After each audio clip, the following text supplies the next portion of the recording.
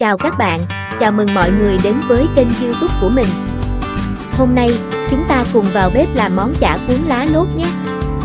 Nguyên liệu cần dùng gồm có thịt lợn, loại nạc vai, đã được xay nhỏ, lá lốt, hành lá, nước mắm, dầu hào, hạt tiêu, dầu am.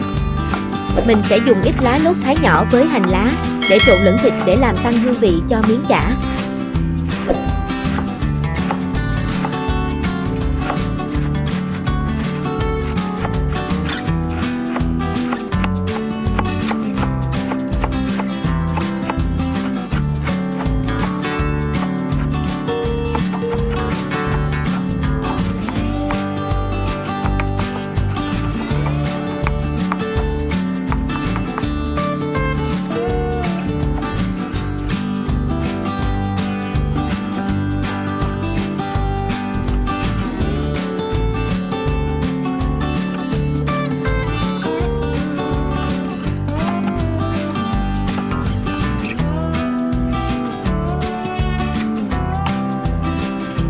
Thêm chút hạt tiêu,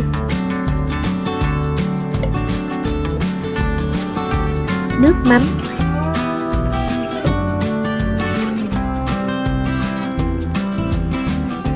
dầu hào,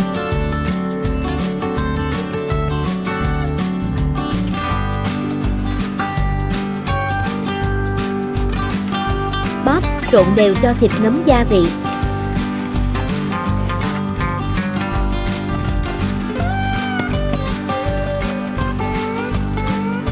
Cho hành, lá lốt đã thái nhỏ vào, trộn đều với thịt.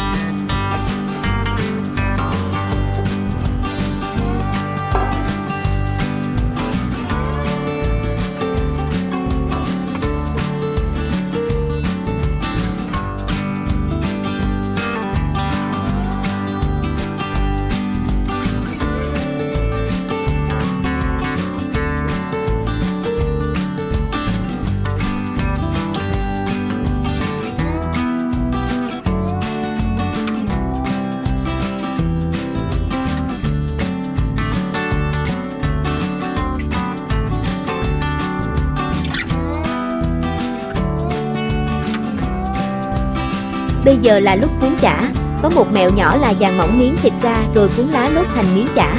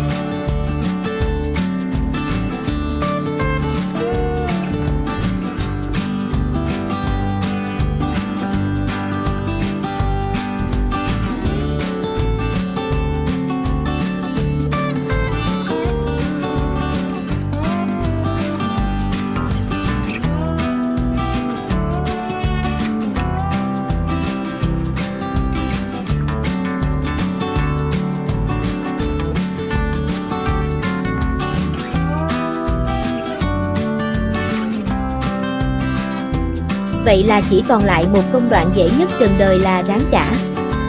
Bắt đầu thôi. Hãy để bếp ở mức nhỏ vừa phải.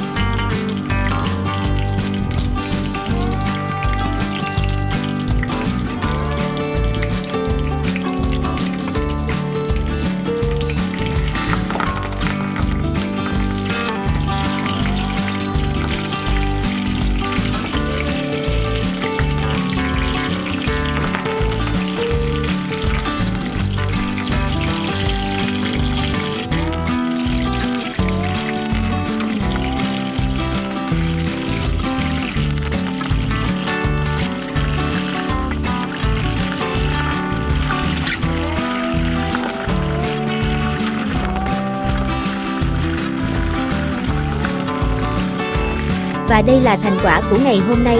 Chúc các bạn thành công với món chả lá lốt. Cảm ơn các bạn đã xem video. Chào tạm biệt và hẹn gặp lại các bạn ở video sau.